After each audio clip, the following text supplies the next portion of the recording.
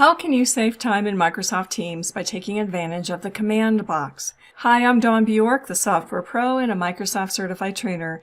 In this quick tip, we'll explore your options for working with the command box in Microsoft Teams. Wherever you are in Teams, the command box is always there at the top of the screen to help you to search, take quick actions, or launch apps. Let's look first at how this can be helpful as a search tool. We'll simply click up into the command box, and here I'll type in marketing. Right away, Teams is showing us potential matches, whether it's teams or files, that is what would match this request. I'll simply hit enter, and now this gives us then messages as well. We also could filter by people or files, whatever might be appropriate to our search. There are other filters as well. It might be a date range, perhaps a subject, perhaps maybe you want to search in a particular team. Explore this to see how you can take advantage of this search capability to really narrow down and to find the message or the communication, the file that you're looking for.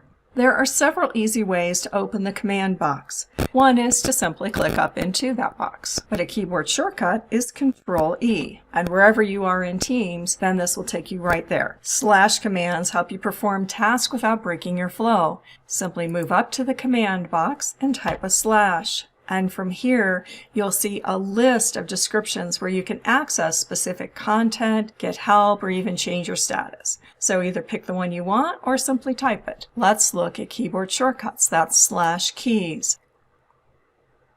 Another way to move up into the command box is one of my favorite shortcuts, and that is Control slash. Notice other options, such as getting help, what's new in Microsoft Teams, searching for files. I could select this here, but let's just type the word files. When you hit enter, now you're focusing on what files. Here, let's have it be any file that contains the word marketing, and then we can navigate to that specific file.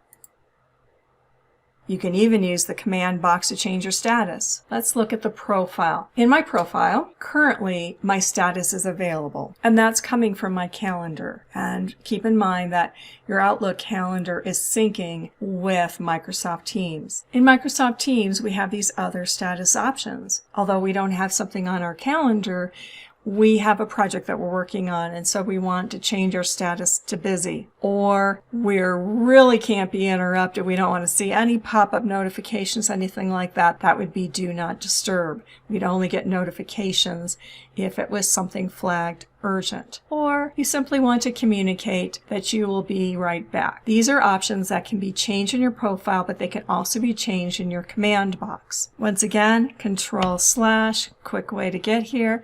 And notice these status options: away, be right back, available, busy, do not disturb. Try these options to see how you can save time in Microsoft Teams. To learn more about changing your status in Teams, I provided the link to another Microsoft Teams video in the description of this training. Now you've seen how to save time and effort in Microsoft Teams by leveraging the command box.